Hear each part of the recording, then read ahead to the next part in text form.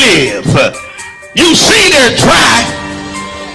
You see there's no marrow in the bone.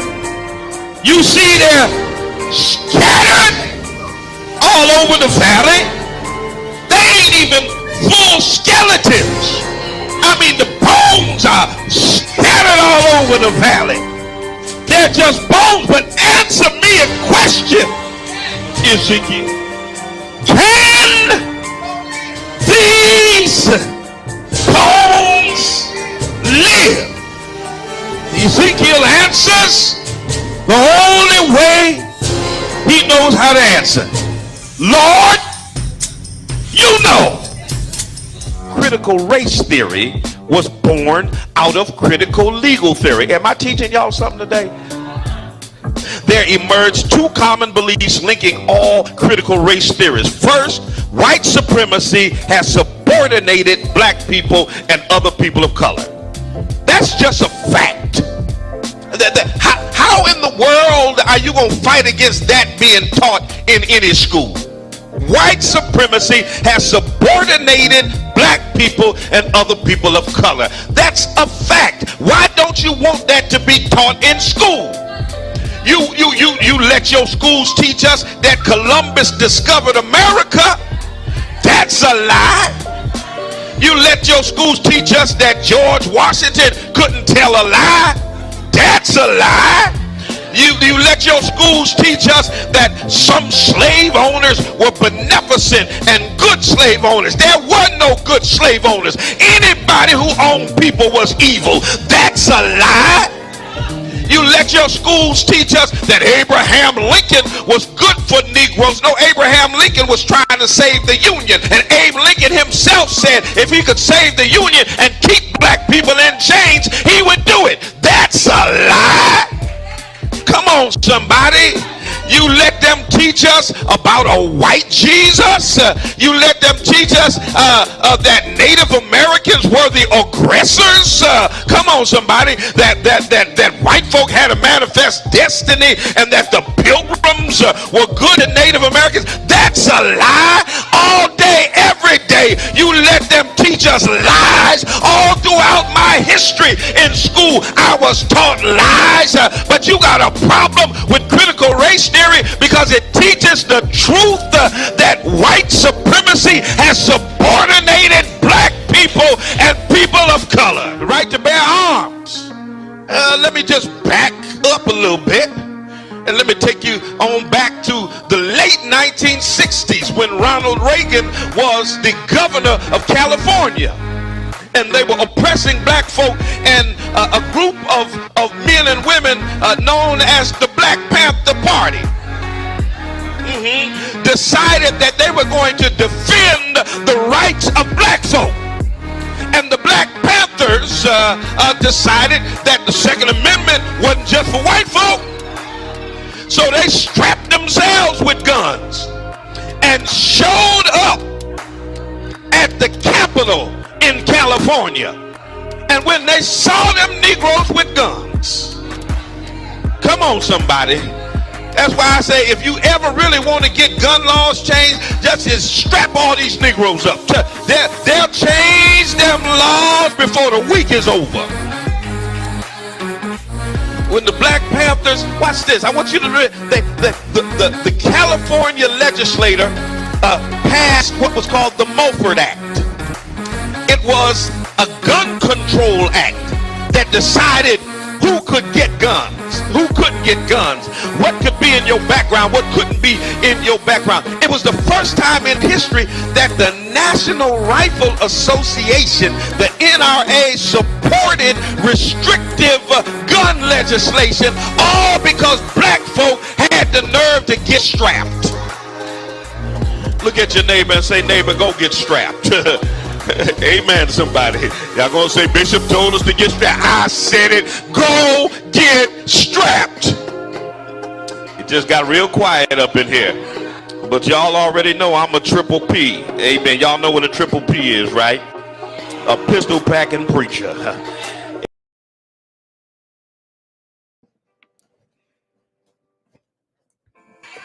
Thank you, Jesus.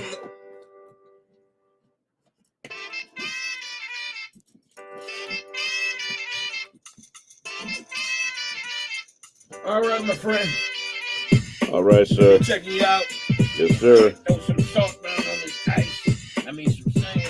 Thank you, Jesus. That's a waste. Yes, sir. All right, we'll be checking you out. All right.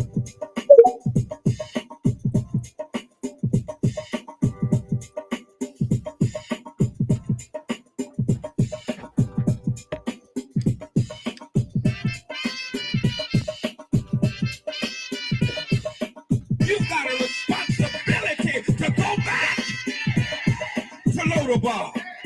Your work's not done just because you made it to the palace. Bless the name of the Lord. But you've got a responsibility to help somebody else make it across. Hey, family. Don't pull up the ladder because you climbed. Good morning. Don't blow up the bridge because you made your way across. Thank you, Jesus.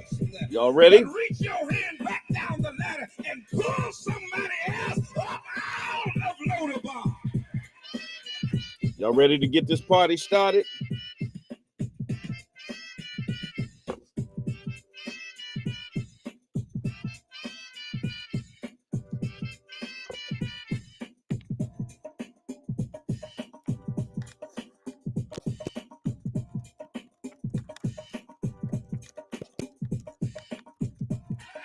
Thank you, Jesus.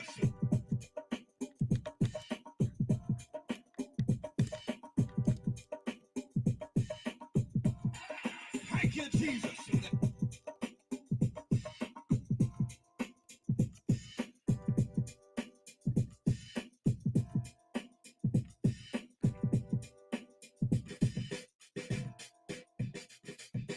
That's the name of the Lord. Somebody got to tell themselves it's all right if you got it now. Just hold it for me.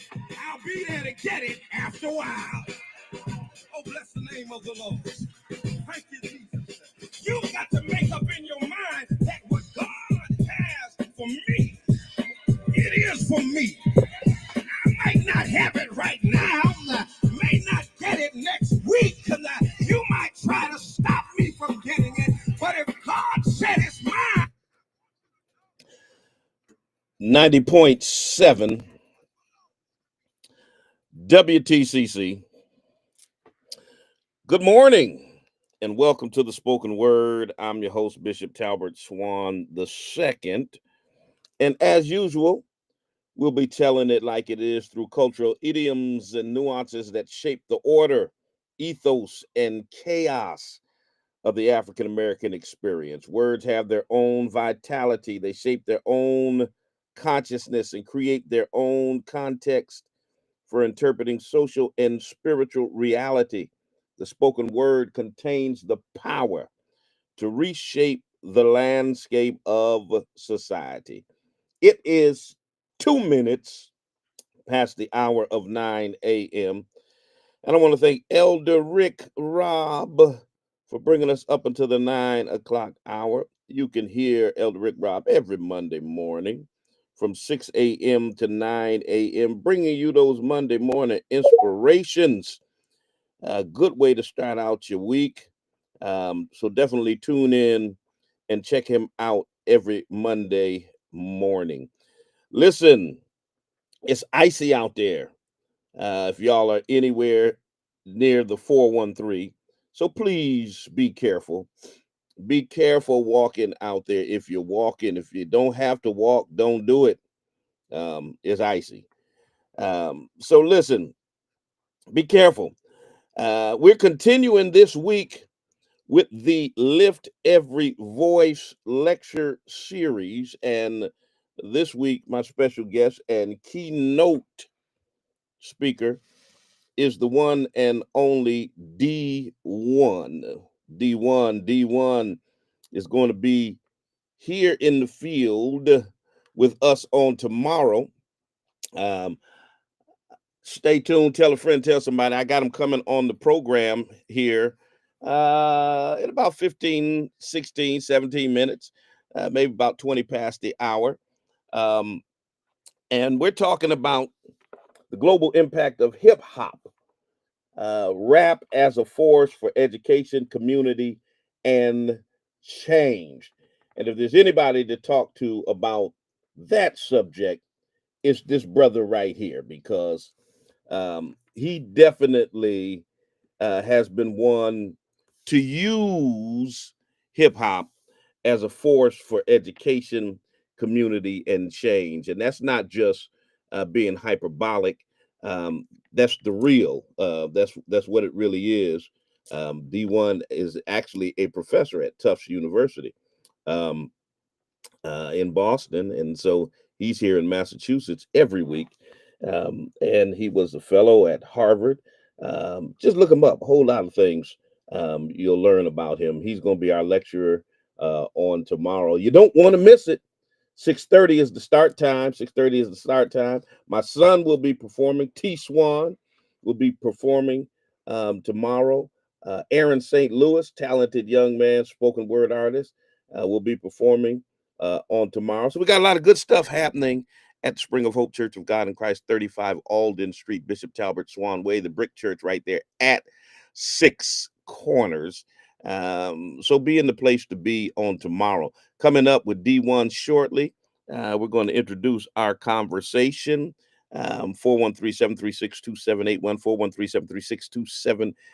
413-736-2781. Don't go nowhere. Stay with us. But the essence of growth is changing. The being in the road would be the end of the road if you refuse to change. Reach a little higher, reach a little higher, dig a little deeper, dig a little deeper, go a little further, go a little further. Come on, come on, come on. Reach a little higher, come on, yeah.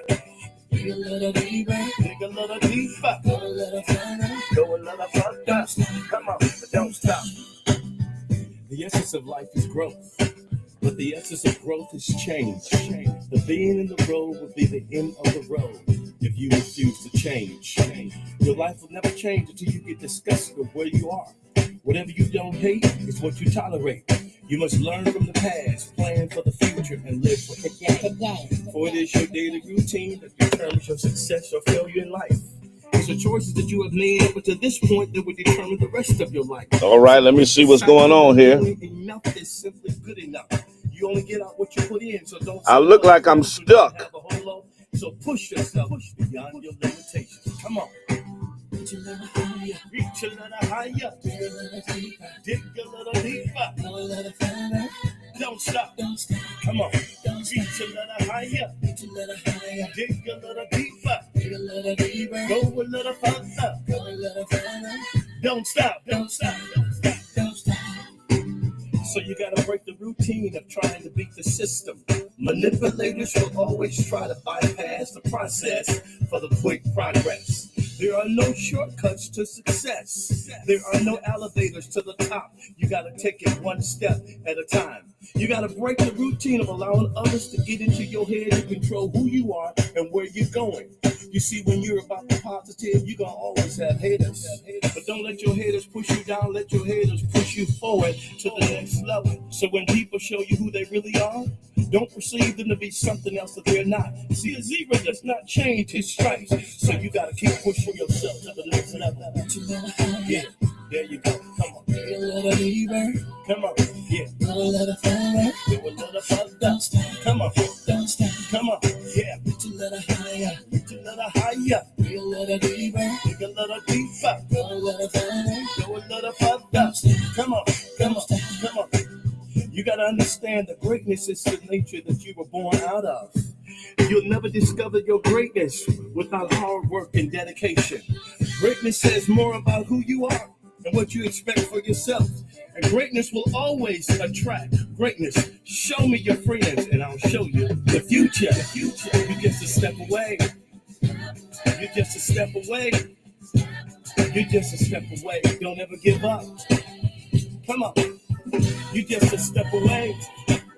You're almost there. Come on. You got to push yourself beyond your limitations. You see, there's no mountain too high, no valley too low. You can go where you want to go. It's all in the power of your imagination. You can see the invisible. You can do the impossible. So stretch yourself. Take yourself to the next level. Come on, come on, come on. Reach a little higher, dig a little deeper, go a little further. Come on, come on, come on, don't stop, come on. Reach a little higher, dig a little deeper, go a little further. Don't stop, don't stop, don't stop. Come on, yeah, come on, yeah, come on. Blessings are coming your way. Go a little further. Don't stop. Don't stop until you get your dream. Don't stop. Get your dream until you get your dream. Come on.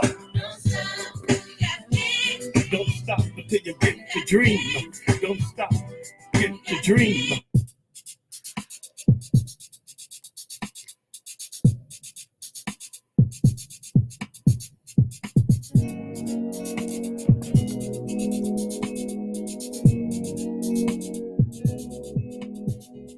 I look in the mirror and I like what I see. A strong, beautiful black woman staring back at me. One who's seen a lot of pain and had her share of sorrow, but who never gave up hope for a brighter tomorrow. I've been lied to, cheated on, stolen from and hit, but it just made me stronger and I refuse to quit. That's right. And though I've been tempted, I refuse to stoop to their level. Don't go down. I rose above that nonsense and made a liar of the devil. All right now. The devil who said I wasn't good enough, cute enough, or worthy of love, I kicked his butt with divine power from above. Power that says I can do all things through Christ, which strengthens me and brought me out of darkness so that I could see that I'm smart, I'm beautiful, I'm a child of the King. abundant love from me he came to bring. Oh yes, when I look in the mirror, I love what I see. She's looking good. That strong, beautiful black woman, that woman is me. 90.7 WTCC.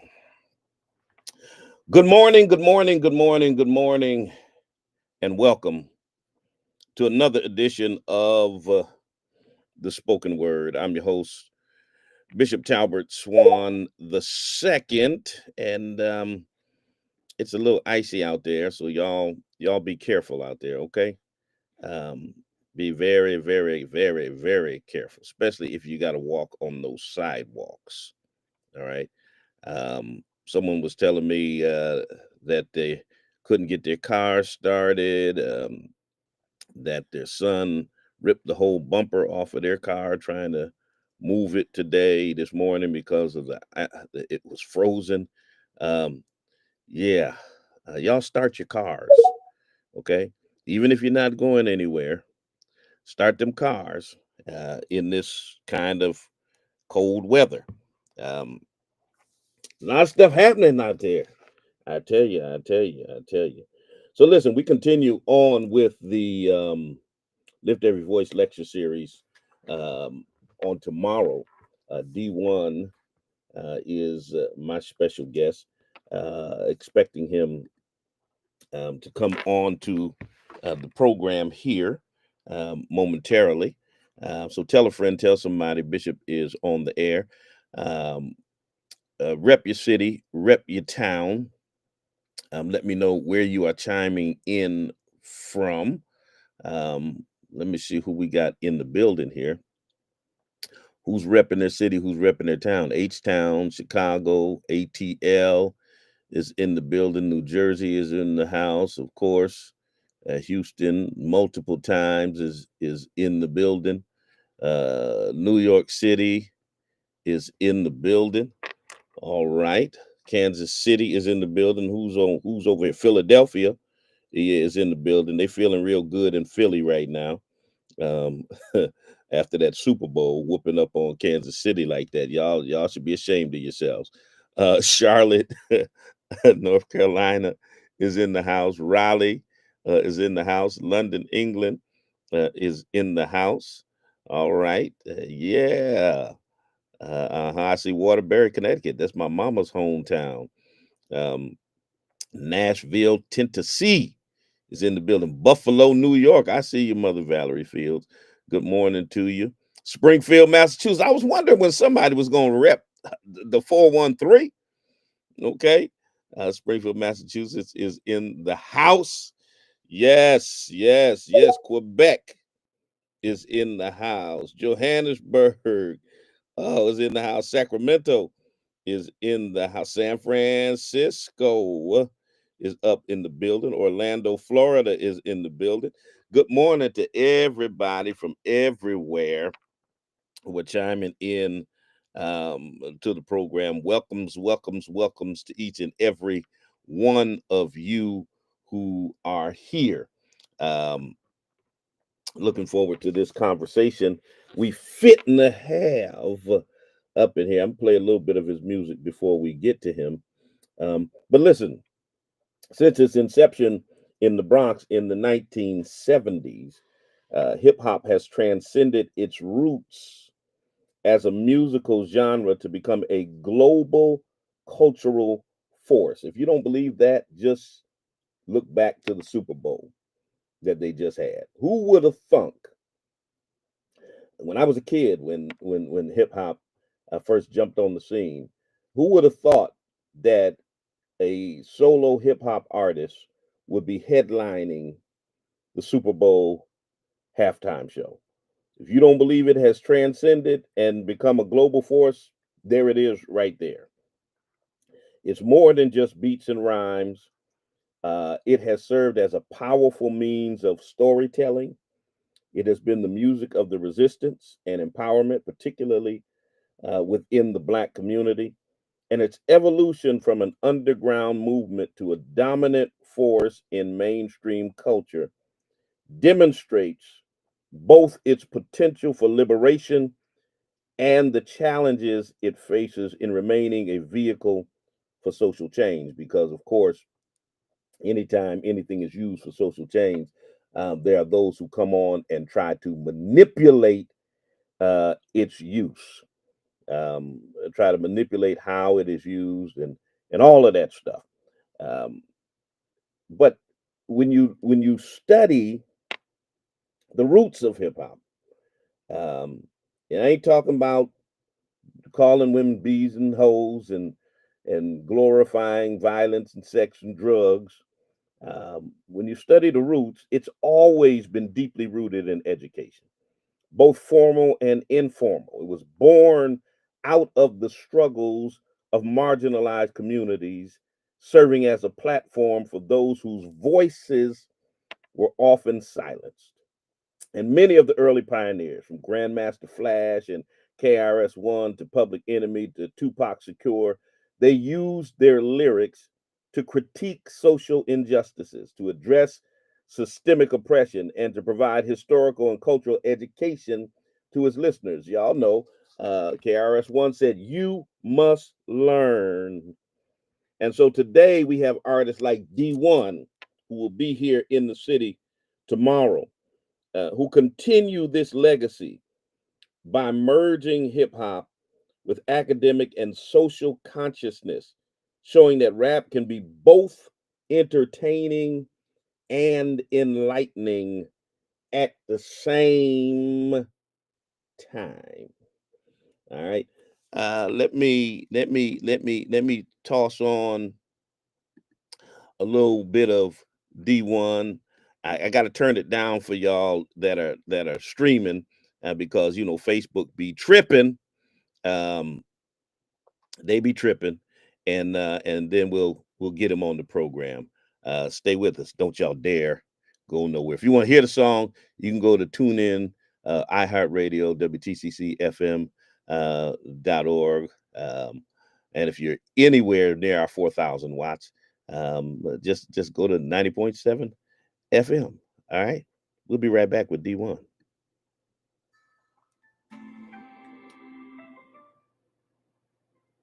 I learn about life.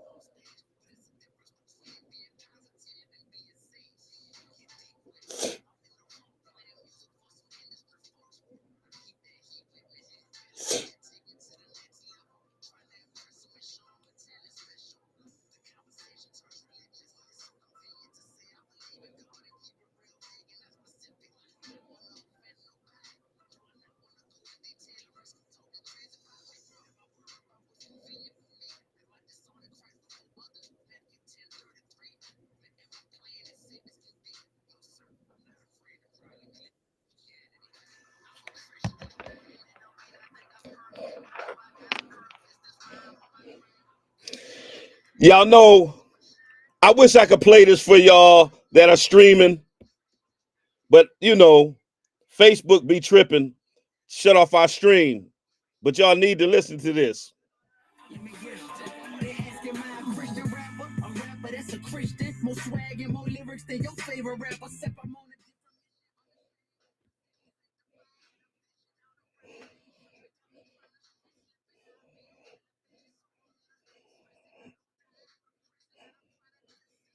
Ah, ah, ah.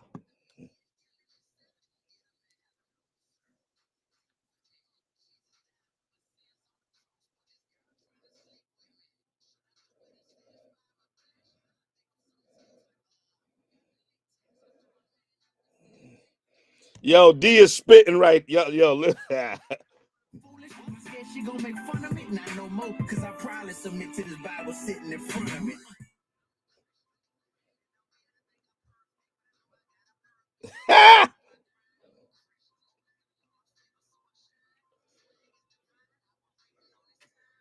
All right, 90.7. Listen, D is spitting hot fire on this track. For real. I know it's a disadvantage for those of y'all that are streaming, but you know it's difficult to play certain music um, with Facebook and all that because they be tripping and shutting down streams and all of that kind of stuff. So I got to play it for the radio audience. But those of you all who are streaming on social media, y'all got to go to TuneIn or iHeart or one of them if you want to hear some of the music that power. I'm gonna bring D1 on with us and tell a friend, tell somebody um, that we're in the building um, and share with them what's happening um, tomorrow. All right. Let me see if I can get our brother in here.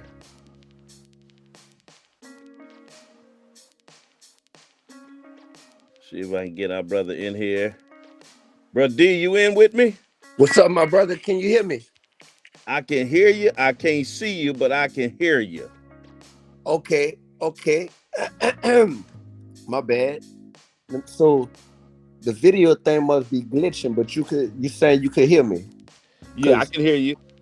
all right. Yeah, I never used this app before. Something not I don't know. I don't know if it's my device or what, but you can hear me. Okay. It's all good. I can hear you, brother. Okay, okay. So D, man, you're gonna be in the city. A bunch of stuff happening. First of all, you teach a class at Tufts. Secondly, you dropped some new music that's coming out today. Is that right? Absolutely. It dropped at midnight. Brand new album called Timeless, Volume 2. So that's yeah, man. It's a new collection of songs that I'm putting out there just to keep people's ears fresh with something new to jam out to, man. They got the old classics like what you just played. I'm Not Perfect, I'm a Christian. Got those joints for people to listen to. But man, it's great to be able to give them some fresh stuff. And to be honest with you, this new album, Timeless, Volume 2, it's really a collection of like songs that I did a while ago. I did these songs like over 10 years ago, but I just never put them out. So sometime as an artist, you do music and for whatever reason it doesn't make the track list or it doesn't make the album whenever you put that new album out. And I looked on my hard drive, man, I had so many great songs that are like from years and years ago that I wanted to show people when you truly put God first and you truly put your creativity to work. When you make music, it's timeless. So it doesn't have a timestamp on it that makes it sound old or outdated. And I'm proving that because today I just dropped a brand new album and I'll be the first to tell y'all all of these songs are more than 10 years old, you know? So, yep. But that's out right now. So everybody could go and stream that. Wow. So let's talk about your journey in hip hop. You've been both a middle school teacher and a hip hop artist. How did tell us a little bit about your background, and then how did your background in education shape your approach to music? So my background in education really started by me being a business major in college, and I wasn't even on the path to become a teacher. But what happened was two months before graduation, man, I was unfortunately the victim of a I guess you'll call it a I guess you'll call it an armed robbery, because that's what it was, man. Me and my friend got held up at gunpoint, and these three brothers approached us. We were playing basketball, and they approached us thinking that we broke into their friend's car, and you know they thought that we were vandalizing their property, and it wasn't even their car, it was their friend's car. But their friend was somebody really popular in that city at the time, and they were trying to, I guess, earn some stripes with him, and be loyal to him. So man, they pull a gun out on us after they approached us. They pull a gun out, and they took our cell phone, wallets, keys, all that stuff that we had. Um, and the dude was holding the gun on the right side, on my right temple, and I'm sitting there thinking like, man, I'm really about to die over nothing, over something I ain't even do. This dude about to like shoot me. This is crazy. So in that moment, I just remember thinking like, dang, there was a lot of stuff that I could have done for God that I wasn't bold enough to do. And I was like, I'm not gonna have a chance to do it anymore. And I was heartbroken in that moment, man. So thankfully, this young lady who was walking to her second floor apartment, man, she looked down, she saw what was going on, and she kind of made like a loud gasp, like, like, oh my God, And when she did that, it caught their attention. They looked up, and they got spooked out, because now they had a witness that would have been watching this go down. So they hurried up and put the gun up, and they ran off with our stuff. Man, after that, when I tell you, Bishop Swan, that moment made me look at the rest of the life that I have, which is, from then till now, till however long God gives me, differently, to where it's like, okay, I can't be profit driven more than I'm purpose driven. And that is what made me go from, I was about to work for a Fortune 500 company, take a job in a marketing department, do all that good stuff, make some nice money out of college. But that's what made me say, man, I got to make impact immediately upon graduating. And to me, impact felt like giving back to the youth. Impact felt like being in the trenches, shaping and molding the mindset and the heart posture of our kids moving forward in life. So that's what led me to the classroom to become a middle school teacher. I was not on the path to do that, but that's what led me there. And while I Wow. was in that, That yeah, incident changed the whole trajectory of your life. it absolutely did, man. It absolutely did. That was my that was my wake up call to be the man that God wanted me to be, instead of just the man that social media would have wanted me to be, or the man that a career recruiter would have wanted me to be. It's like, yeah, man, I'm having to do what's gonna make God proud of me when I take my last breath down here. And I never thought about life like that before. I had never thought about it like that. It was always, man, I'm trying to do better than this person, or I'm trying to, compete with people, man. And that's such a worldly way of thinking. Wow. Wow. So you not only were a teacher, then you're actually a professor now. You studied hip hop's role in education. You were the Nasir Jones, and for those of you who don't know, Nasir Jones is the hip hop legend Nas, the Nasir Jones Hip Hop Fellow at Harvard. Shout out to Harvard. I'm a Harvard Divinity guy. What are some of the effective ways that you've seen hip hop use to teach young people? Well, whether or not people admit it, hip hop, out of all forms of music, hip hop has the greatest ability to be a teacher, because hip hop has repetition in it. So if you hear something over and over, it's easier to get stuck in your head. So there's a lot of repetition inside of hip hop, with the hooks and the choruses. There's the rhythm of the beats, and the beat patterns and the instruments that are used in hip hop that contributes to it being able to teach people. But then there's also the informational density, because in hip hop you can pack so much more information into these bars and these rhymes and these lines than you can in other genres of music. So I've seen hip hop, number one, it has the candy effect to where it's like, oh, it's sweet, it's delicious, it's something that people want to get a taste of because of all the elements I just named. So it has the candy effect, it has the delicious effect. But then rappers have to have some type of moral compass.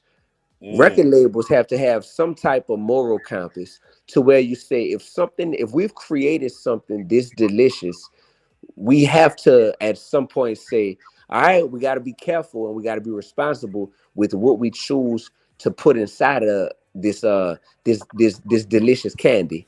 And I've seen hip hop, I'm just gonna go down the line. I've seen hip hop teach people how to cook crack, mm. how to sell weed, how to hold different type of guns, how to have sex, how to worship God, how to take care of your kids, how to get money legally and illegally, how to overcome adversity, how to deal with conflict violently and non-violently, how to deal with depression, anxiety. Man, it's so many things all across the spectrum that hip hop has literally taught people. And what we have to realize is, man, teaching people is step one, but what you choose to teach people is step two. And that's the part where I come in, because proving that hip hop is a teaching tool is very, it's very easy, man. We just look back at it and listen to the songs that have been created and we've listened to in our lifetime, and they constantly are filled with messages that's enlightening us about people's personal lives or about how to do certain things in this world.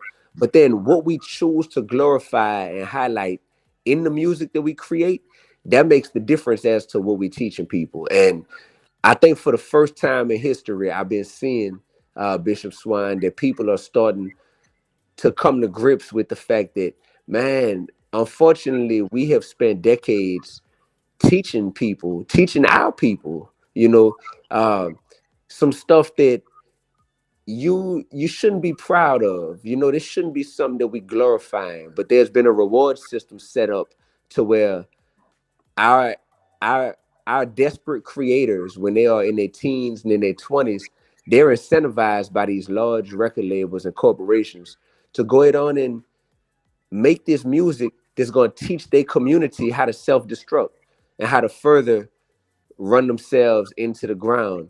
And they get paid to do so. So, man, it's been a vicious cycle that's been created, and I've been intent on helping to break that cycle as of late. Wow. So you talked about the power of lyrics and messaging in music. You've often spoken about how hip hop can both uplift and at times negatively influence young people.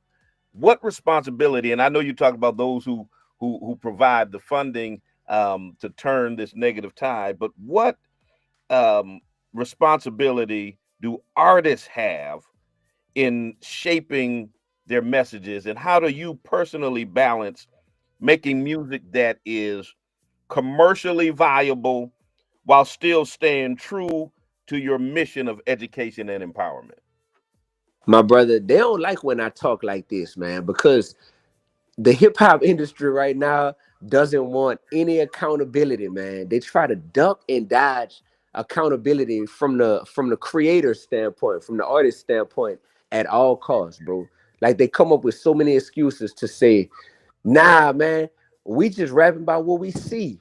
Or nah, man, it's freedom of expression, man. You can't tell people what to rap about and what not to rap about. Man, I hear so many excuses, and it's just because people don't want any accountability. What would life be like without any forms of accountability, man? It's just like, what? So, creative accountability and creative integrity is just part of what comes along with being a responsible creator. That's all, man. Now, if you want to be a selfish creator, okay, cool. You want to be a selfish creator, then you'll be that person who doesn't want to have to say, like, all right, let me check the message inside of my music. It boils down to this. No topic should be off limits in creativity. I feel no topic should be off limits, but there's a difference between narration and glorification of these topics. Wow. That right there is what needs to check people at the door prior to them moving forward and saying, yes, I'm going to create this and I'm going to put this out for the public to consume. If I'm narrating my life and what I've been through and my story, or even if it ain't my story, if I'm narrating other people's story that I'm aware of, if I'm narrating what goes on in the world, that's one thing, man. But when you glorify something, and once again, it's delicious, you know. But when you turn it into delicious poison, and when you choose to glorify something that's poisonous, and you make it sound so appealing and you make it sound so catchy and you make it sound so desirable to people who are just listening, man, that right there, that's evil. That's evil. And no matter how, and you have a big megaphone in your hand as an artist, you have a huge megaphone and a huge platform to go ahead on and put these messages out on. And that's what the issue is. So for me, it's two things that make me balance making music that's commercially viable with music that has a message that's going to be fruitful, you know, in this world. And that is number one, it's me understanding whose I am. It's me understanding who I'm here to serve. I'm not here to serve myself. I'm not even here to serve my audience or my listeners. I'm here to serve God. And because I understand that I belong to God and that I'm here to serve God and here to emulate Jesus Christ as much as humanly possible, right, with my life, it makes it very easy to just ask myself, all right, am I creating music that God would approve of? And it's a very simple rubric that I use to say, am I getting out of line? Like, am I creating music that God would approve of? And the thing about God is, man, some people get it twisted. Some artists get it twisted. Some fans get it twisted when they think of like Christian music. You know, that's why if people label my music to be this type or that type, cool. I let people label it whatever. But I don't put like this label on it because this what some people do, Bishop Swine. All right. I just watched the NBA All-Star game last night, right? I'm a huge sports fan, huge basketball And, fan. and, and don't be modest, because you were a baller back in the day as I was a well. hoop, of course. There you go. Okay, yeah, yes, sir. I wasn't even gonna say that, but I was an avid hooper, man. Definitely, I was a heavy hooper. So when I look at the NBA All-Star game and I see somebody like Stephen Curry, for example, he took home the MVP of the NBA All-Star game in his town of San Francisco in the Bay Area where it was held last night. So when you see him practicing his craft, he's a Christian, he's a man of faith, he's a believer, but he's playing basketball. He's simply using his abilities to to be great and to exude excellence while he's on that court. He's still a Christian the whole time that he's doing it, and nothing about while he's on that court, from his sportsmanship to the language he's using to his demeanor and how he carries himself to how he gives his interviews before and after the game.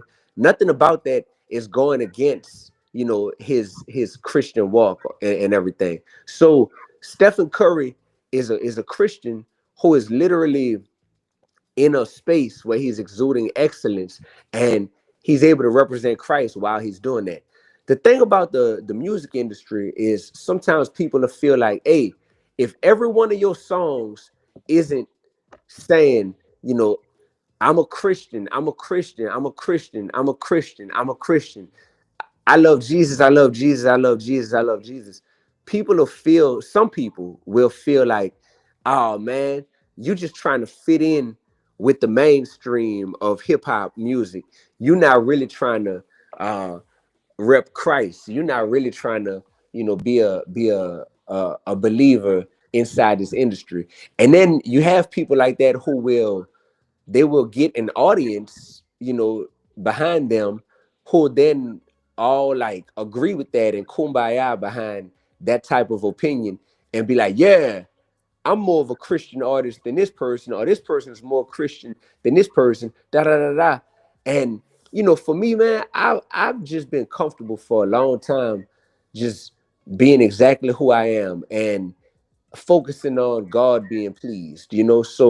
So my rubric isn't like how many times did I say Jesus or did I say I'm a Christian in this song. I have songs that are like that, but as a creator, I also have songs that are literally just talking about my life experiences or literally just displaying lyricism as a hip hop artist. But none of it is ever going against or compromising my Christian walk or my Christian faith. And that's something that I feel very comfortable in that space as a creator. And I'm somebody who making music that's commercially viable is something where, man, I used to go in the studio and try to make hits, quote unquote. But then I was like, I am my biggest hit. God made it to where as long as I continue to be a shining light on and off the microphone, then it's gonna make all of my music be timeless. And that's the new album I just put out. It's called Timeless. So some Yeah. of my music is like perfect for the radio. It's like, oh, this the radio single right here. And other songs of mine, it's just songs that you ride to in the car and you just really reflect on and you like, man, this is deep right here. But all of my music is genuine, it's authentic, and it's all putting God first. Y'all check out his new music that's out as of midnight. It's out today. 413-736-2781. Put your comments in the chat section. D can see your comments. Couple of things I want to ask you, but I want to get to this Super Bowl halftime. Get your take on that. But what you just said, and I experienced that as well. I get people who come and say, "Hey, you don't post anything about Jesus. Yeah, what kind of bishop are you?" As if I can't talk about what's happening in the world, that everything that I say has to be Jesus God, and I can't weigh in on anything. So I feel you on that. Hip hop has played a role in both inspiring activism and at times promoting destructive behavior. How do you think the industry can reclaim its role as a force for positive change? I often talk about how the church needs to reclaim its role as as a voice, prophetic voice in the public sphere, as opposed to just being about name it and claim it and tag it and bag it and all that kind of stuff. What advice do you give to young up and coming artists who want to use their music for social good, but they feel the pressure to conform to industry norms? Oh man. That's the that's the main that's the main thing I teach about in my course at Tufts University, because I break my course down into the three C's: creators, consumers, and commissioners. Commissioners are like record labels and media outlets and whatnot. Creators, of course, are artists, and consumers are fans. So the main thing that creators would have to do to not be enslaved to to giving the giving the world the glorification of the stuff that makes the devil proud is you have to know your purpose for being an artist before you set foot in the industry. And your purpose has to be something greater than just getting a bag. You know what I mean? Hip hop always glorifies get the bag, get money. But I think we need to turn bag into an acronym that stands for building a generation. And when you really, as an artist, think about it like, yo, I'm really just a teacher or a pastor that's making my words rhyme on the microphone as an artist. Like that's literally what I am. I'm in the same position as a teacher or a pastor as a rapper. And when I do that, there's an entertainment element to it for sure, but there's also an educational element to it. And if artists could view themselves as leaders in their community, as people who are going to have followers that are listening to their words, and if they say, okay, now I'm going to approach my craft in a way that I'm I'm aware of the weight that my words are gonna hold. I'm aware of the weight that my words are gonna hold in my community. I think that would make artists say, all right, I gotta be responsible and think about what it is that I'm glorifying in my music. It's that simple, man. It's really just money and attention. Like if we just make this stuff super simplified, it's money and attention that ends up making artists say, you know what? I'm going to do any and everything on this microphone if it's gonna get me the money that I want and get me the attention that I crave. And that's the problem, man, is we got to be able to understand that that's what the devil will use. If he knows that that's what you're desperate for, he'll say, bet. Like that's easy. Like he did that with Jesus up on the mountain. Mm. You know what I'm saying? Like that's easy. Like, oh, okay, cool. What is it that you want? Because I can get it to you if it's something that is worldly, like money. You want some green pieces of paper. You want some commas in your bank account. Man, piece of cake. Here, I give you that. You want some attention? What you want? Some Instagram followers? You want some likes and some comments? Man, I'll get you that easy.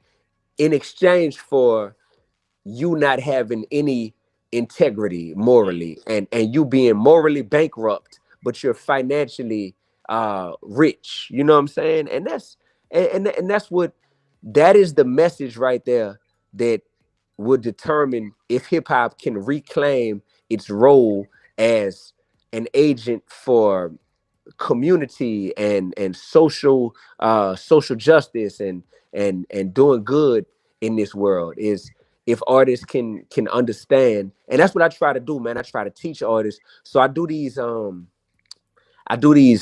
it's like artist seminars that I do where I bring artists together, and it's called Rappers Only. So I literally been doing this in various cities to where I go around and I'll get with rappers in a certain city, and that's all that's allowed in the room is just rappers. And man, we talk about stuff that we go through as artists, the peer pressure that's unique to us, the expectation of our fans that's unique to us, the internal conflicts that's unique to us as artists. And we talk about this stuff in these rappers only meetings.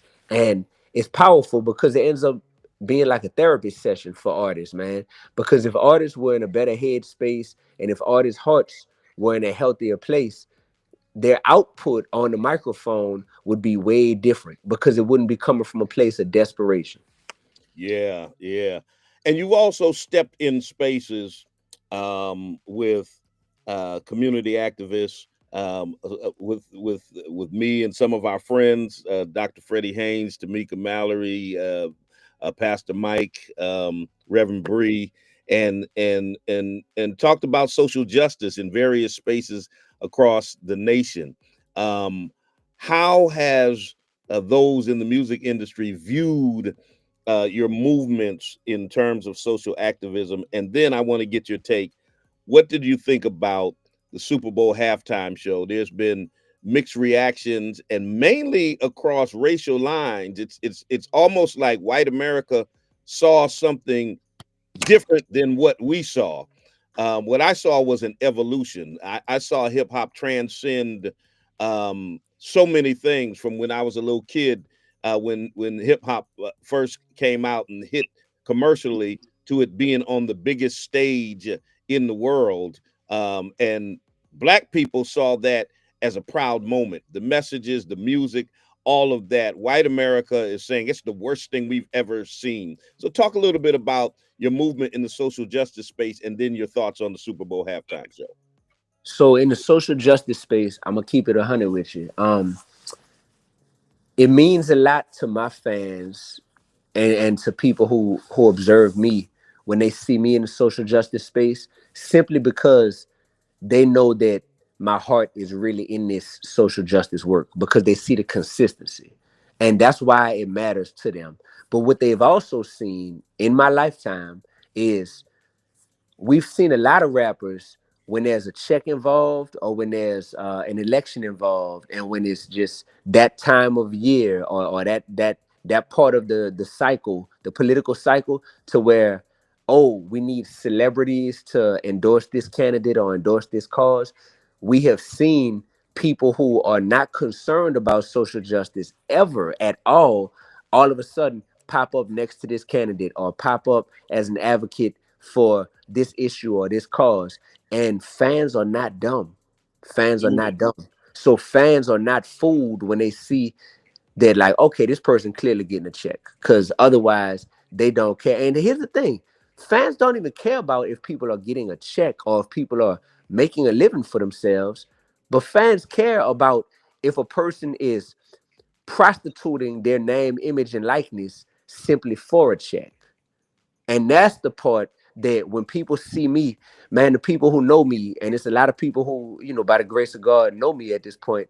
One thing they know, like, man, D1 is consistent, man. D1 always been the same. Like D1 literally, shoot, when I first started rapping, this back in 2008, um, I had a song called Young Obama, you know what I mean? And I was out there like campaigning, and I was out there, doing voter registration work and all this stuff. And I'm back in college at this time. And I'm moving from that to being a middle school teacher to making music that could be commercially viable but also family friendly, and always just been conscious of this stuff when things are happening and we see the police murdering innocent black men, or we seeing violence in our own communities, us being the cause of our own destruction. I'm always just speaking up. So when my people see me being a social justice advocate, they look at it like, you know what, D1 is the type of person who I don't feel like he's just gonna go wherever the wind blows him. And I think we need that as leaders in our community, because trust and believe the fans, they're not dumb, man. They're not dumb. And these companies think, and these political candidates think, we just gonna throw millions of dollars Mm. at people a month before the election. You heard me? And Hmm. and we just gonna hope that Kamala Harris could pull this victory out, because we spent all this money in the last 30 to 60 days of just getting this celebrity and this celebrity and this celebrity. Man, I think that people got to see that, look, politics is a 24/7, 365 thing. Politics don't just come up every 4 years. It's a lifestyle. Everything is political and everything is spiritual. If we just lived our life like that, it would help us all move different on a daily basis, because everything is spiritual and everything is political, man. So I love that my fans see that side of me. It would actually feel very surface level if my fans only viewed me as a rapper, when I know that God made me to be so much more. To be real with you, the rapping part of me, that is just a tool that I use. Like, that's my slingshot. Like, I always use the metaphor, because my first name is David, of finding your slingshot so you can defeat your Goliaths in life. And Wow. hip hop is simply one of my slingshots, man. I'm using hip hop, I'm using the platform, and I'm using the art form to be able to communicate. But I'm really just a gifted communicator. So to go to the Super Bowl question. Yeah, let's deal with the Super Bowl, and then just tell us your what are the main takeaways that you want people to have for your upcoming lecture on tomorrow night, and then we'll close with that, with the Super Bowl and that. Yeah, so Kendrick Lamar performed at the Super Bowl. My first thoughts are, like, this is the first person who I personally know, who I have personally met. This man just shouted me out in one of his songs a couple months back. Like, a dude that I've performed with, like, literally know, and that I can be like, wow, like, I met a brother, have spoken to a brother, have been in community with a brother who is now performing at the Super Bowl, the headliner. Like, that number one is amazing. That's amazing to me. I'm just like, it's almost In like your hometown. in my hometown, man. It's almost like when you know somebody on your block who ended up going to the NBA. and you be like, no, I really know that person. Like y'all see him on TV right now, but I really know that person. You can't do nothing but smile. You can't do nothing but be happy for him and be like, that's amazing. And it makes it feel that much more attainable to you, to where you realize like nothing is off limits, nothing is out of reach. So that's great right there. I was extremely happy for him and proud of him for that. My hometown of New Orleans was feeling like it should have been Lil Wayne, and I was just like, come on, y'all, like get that out your system to where you feel like it had to be Lil Wayne performing because he's from New Orleans. I'm like, man, stop with all that. Like, we can't act like Kendrick hasn't had an amazing year and that he won't have a message that will be something that will be powerful, for this type of platform. And sure enough, true to form, he walked up there and he definitely had a message in his performance. And like you spoke about, that message came with a lot of controversy and a lot of mixed reviews. Um, I don't think that people always want to hear a message that maybe makes them feel like they are uh like they are being challenged to do better, moving forward. And I think that uh mainstream America was challenged with that message in Kendrick's performance to do better moving forward. You know what I'm saying? And that is something to where that can be an issue. That can be an issue for people when they feel like, man, I just came here to be entertained. But I think Kendrick does a great job of saying, I'm gonna have a message, but I'm also gonna have entertainment value, all rolled up into one package. So, I thought the Super Bowl halftime performance, I mean, it's only 13 minutes. Like, how much can you accomplish in 13 minutes? Like, people are like, hey, this needed to be as powerful as the I Have a Dream speech, or this needed to be as powerful as when Jesus was resurrected. Like, come on, man. It's 13 minutes rapping some songs on stage. I felt like he one thing he did was he made it to where it created a conversation that lasted beyond the performance. And when you Oh, think about that, big time. In there the you go. classrooms and everywhere. My There you my go. granddaughter was telling me that her teacher had them write about it. They played it and they had to write about it. So this has gone beyond viral. Heck yes, there you go. So when when that's the case, and I've thought about that, I'm just like, man, that is the goal of your art. Is for your art to like to spark conversation, to spark inspiration after the people hear it and after the people experience it. So when I pull up into Springfield, Massachusetts tomorrow, and I'm extremely blessed to be coming over to y'all church, man. I'm extremely blessed to be able to speak, and to be able, and look, don't get it twisted. For everybody coming, I'm definitely gonna speak. It's a lecture series, but I'm a rapper, so don't think I'm not finna get up there and at least give y'all a little bit of music as well. So y'all finna get that. Y'all finna get the yin and the yang. Y'all finna get the 1-2 punch, the left hook and the right uppercut. You heard me? And definitely, definitely tomorrow, that is my goal, is to use what God has blessed me with in terms of these talents that I have, to be able to speak, to be able to rap, and to make your brain say, whoa, this young brother has inspired me and has motivated me to want to go and take what I learned from him today and spread that to other people, because that's my goal as an educator and as a speaker, is to make it to where whatever stories I'm able to tell, whatever narrative I'm able to bring to you, I do it in such a way that inspires you to want to go out and speak about it, and wants to make you go spread the word. And with my music, same thing. The music is just meant to make you say, okay, he just performed a few songs for us. We about to fool around and go listen to his whole catalog now. I got to put my family and my friends up on his music.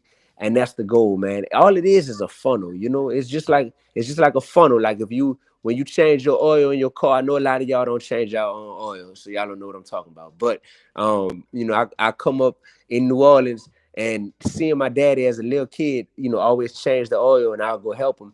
And he got that funnel that he would put the oil into, you know what I'm saying? And the funnel is wide at the top, and then it gets narrowed the further you go down that funnel, right? And that's what my music is, and that's what the goal is when I speak, when I preach, or when I teach, is to catch you with the wide part of the funnel with something that is like really delicious to your ears and to your eyes, and then it's meant to draw you down and draw you deeper into the heart behind what I'm saying and the lifestyle behind what it is that I'm saying and what I'm creating. And ultimately at the bottom of that funnel, all the way at the bottom, when you really get locked in, it's Jesus Christ, man. And we at the foot of the cross, you know, and it's our Lord and Savior, and it's the God that we serve. So that's what y'all gonna get from me tomorrow. And if you're a big hip hop fan, this is a must see. You can't not be there. Like if you're a big hip hop fan, because hip hop is undergoing a shift and a revolution right now. And I'm proud to say God has me on the front lines of this shift in the industry. So come out there tomorrow so that you can get your soul filled for sure.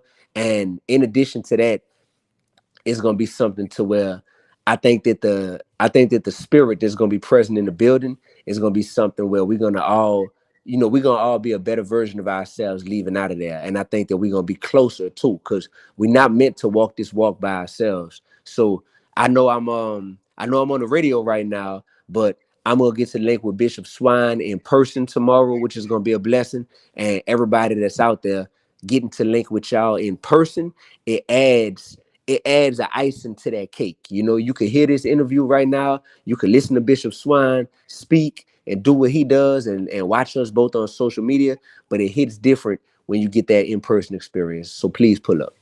Absolutely. D1, looking forward to you being in my city on tomorrow. Good brother, congratulations on all the great stuff. I know you were just awarded during the Super Bowl time in your hometown of New Orleans. Just all the big things that you're doing, the new music you got out.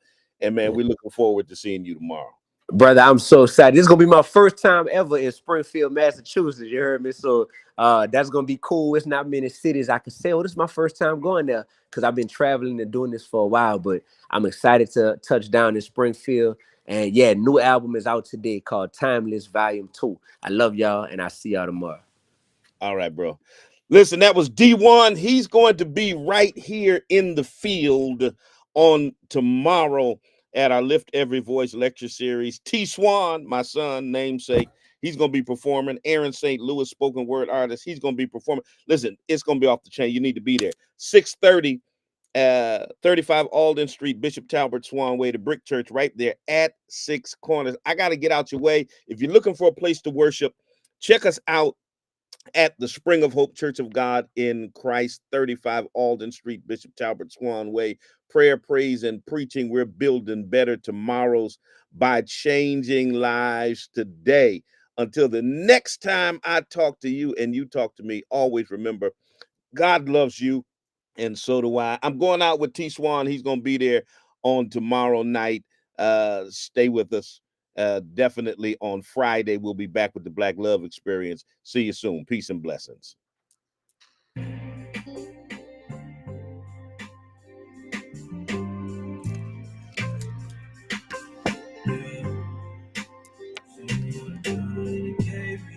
All right, fam. Blessings.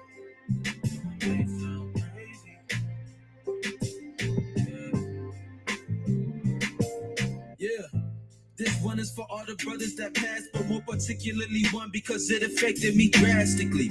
I remember my sister gave me the call and I was in awe. Matter of fact, it felt the farthest from reality. She seen somebody post RIP with his name, and I said I doubt it's the same friend I had since the 7th grade. She said I'ma call his sister and double check, and called me back, said he hanged himself in his room and had been there for days. Initially it didn't hit me, then it clicked, and I remembered that I hadn't seen or heard from the homie all week.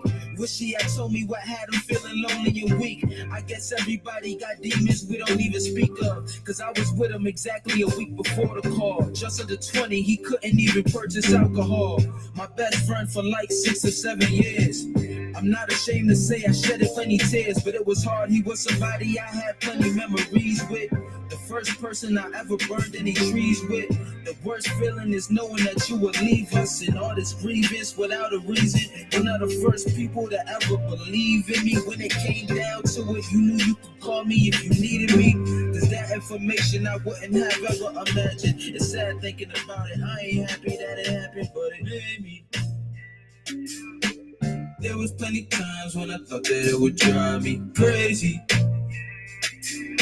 But looking back on it, now I see all the drive that it gave me. I learned more about why I am who I am on the daily. I know it may sound crazy, but I'm glad that it made me. Yeah, was born the son of a pastor. He was who I was named after. Matter of fact, I even got some of his characteristics. Both of us got messages for the people. I just do mine with rhythm on beat. He do his on the pulpit with scriptures. Well connected, respected in the community. Ever since I was little, I felt like there was some pressure on me. It started off with little stuff like when my folk brought us to church and then they forced us to get up and say a testimony. Getting older, had to watch how I acted in public, cause people wouldn't hesitate to put that in discussion.